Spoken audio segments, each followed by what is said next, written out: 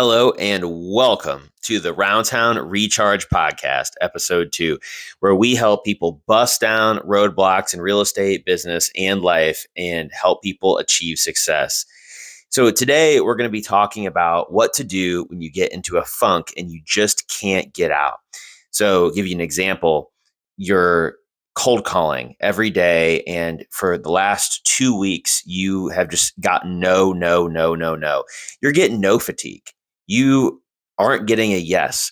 Maybe you're sending a bunch of marketing out, thousands of dollars of marketing out, and you just can't get someone to say yes. Maybe you're actually getting people on the phone and getting people to answer and getting contacts, but you just can't get a contract signed. Maybe you've been at this for a while, looking on Facebook Marketplace, trying to partner with someone on a deal, and it's just you're in a funk. You just can't get this to work.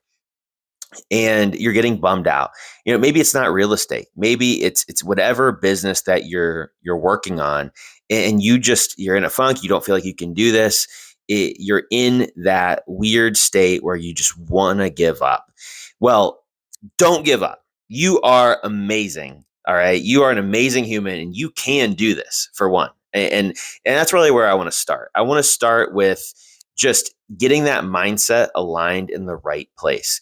So even if you've got 1,000 no's, you are that much closer to the next yes.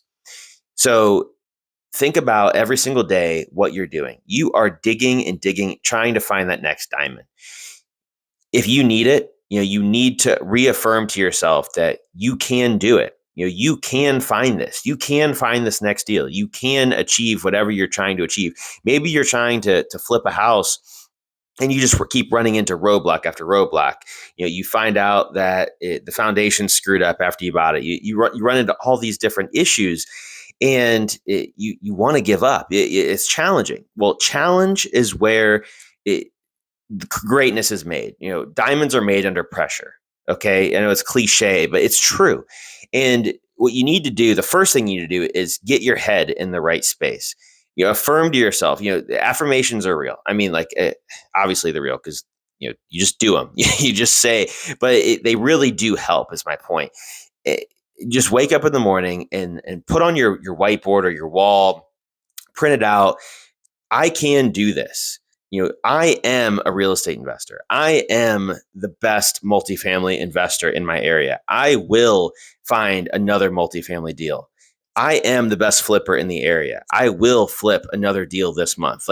These are affirmations that you can say to yourself every single day. And whether you believe them now or not, the more you say them, you're going to start believing them. It's funny.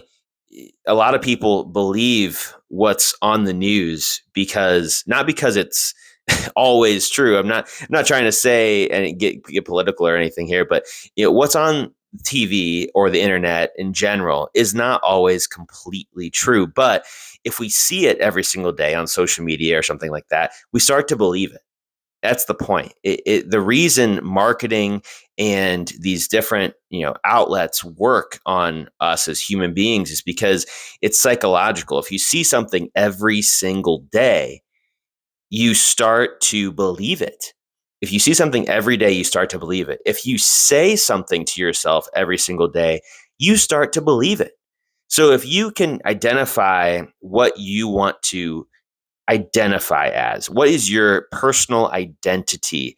Are you an investor? Are you the best real estate agent in your area? Are you the best multifamily syndicator? Are you the best wholesaler? Are you the best contractor? Are you the best drywaller? What is your business? Do you have a window business? Do you wash windows? Do you install windows? What do you do? And are you the best at it? Affirm to yourself that you're the best at it. So select your identity and then go and affirm to yourself that you are what you set out to be. Okay, that's huge. Another thing that you can do to just in general to get out of these funks is to set your goals and start telling people about your goals.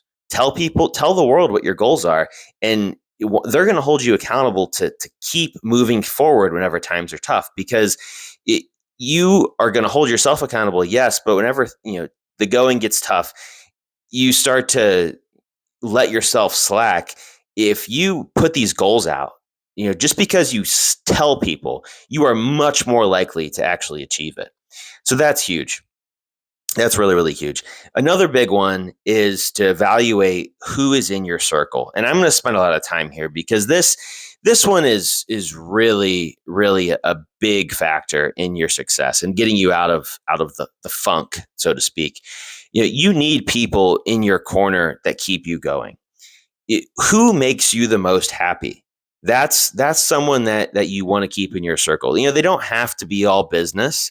They don't have to be pushing you every day on the business side of things, but they need to keep a smile on your face. They need to keep you in good spirits, because like that is really what keeps people going. Remembering your why. Why are you doing everything you're doing? Why are you sitting in front of the computer looking for deals? Why are you picking up that phone and cold calling every single day? Why are you writing all these yellow letters? Whatever you're doing, you're not doing that because you like it. Most likely, you're not writing yellow letters every day because you like it. You're not driving for dollars or not because you just love driving. You're doing it to find a deal, but why? Why are you trying to find a deal? Hang out with the people that make you happy and put a smile on your face. So that's huge. Okay. Another one though, with your circle, is you have to make sure, ideally, those same people are pushing you up. They're not pulling you back down. So you want to grow. I heard this analogy a while ago. In There's crab. So okay, crabs in a bucket. Whenever one tries to escape or climb up the bucket, the other crabs get so like, I'm not sure if it's a defense mechanism or what it is, but they get so weird about the other crab trying to leave the bucket that they will go to the lengths of pulling it down as far as they'll actually pull limbs off the crab that's trying to escape, just to make sure it can't escape. It has to stay with the crowd. They want to keep the status quo. They don't want the other crab to leave the bucket. So if you're a crab fisherman, you can correct me if I'm wrong on this, but you could actually leave a bucket of crabs with no lid on it just sitting out, and they'll probably all stay in the bucket because they don't want the or the escapee to leave, right? They want to keep the status quo. They don't want anyone to grow outside of their little bucket that they have. So I'm not sure if this is true for all crab species or whatever, but I heard this analogy, and whether it's even true or not, it goes to show you it's a really good thought to think about. Whenever you have people in your circle who don't want you to grow, they pull you back down, and they're scared because they don't want to see you succeed. And whether they admit it or not, that's how they act. And you really want to get out of that sphere. So you want people that are going to push you up out of the bucket, get to that next level. All right. And then another big one here is you want to remove toxicity in your life. If there are people in your life that are controlling you, or it's a relationship where you aren't able to go do the things you want to do, work on your business, or hang out with the people you want to hang out with. Like just anyone that's preventing you from hanging out with those people that make you happy, or hanging out with, going to business events, or just not supporting your business. Like anybody that prevents someone from being who they are, that's an issue, and that needs to be addressed. And the sad part is that could even be family. And it's sad to say, I'm fortunate to not really have that issue, but I see a lot of people that do, and it's sad. And I really wish there was more that could be done, but family's family. So if you have a good family that supports you, you're very, very lucky and fortunate, because that's not the case for everyone. But you want to be around people that are pushing you up. You got to remove toxicity from your life, whether it's friends, family, whatever it is. Like you have to get the toxicity and people that are controlling and not letting you grow out. That's really, really big in getting out of a funk. Another one is to change your environment. So if you need to just go away for a weekend, or go on a vacation, just get a reset. My wife and I do this funny thing where whenever we're mad at each other or bickering or whatever, where we put our hands in like the easy button, we cross our hands, and then one of us presses the button, the reset button, and we call it a reset. And it's just I'm probably doing a poor job of describing what we do, but it's just a goofy little thing that makes us smile, because it reminds us that, hey, like, we don't have to be in this funk. We don't have to be mad at each other. We can just we can mentally reset whenever we want to, and we can get to where we want to go faster if we just change our attitude. So that's a big one. Change your environment, go on a trip, go on a vacation somewhere, and you should be able to really reset yourself. Now, I don't want you to think that, going on vacation is always the solution in business, right? And I'm not saying that at all. Obviously, if you have momentum high, you want to keep the momentum high. You want to keep going. If you have to, if you're doing deal after deal after deal after deal, and you are on a roll, maybe it's time, don't go on a trip. Maybe you should cancel that trip and keep working on your business, because you want to keep the momentum high, but you got to live your life. So I understand that. That's a whole topic for another podcast. I'm going completely off track there. But my point is, change your environment and you should be able to reset and get out of your funk.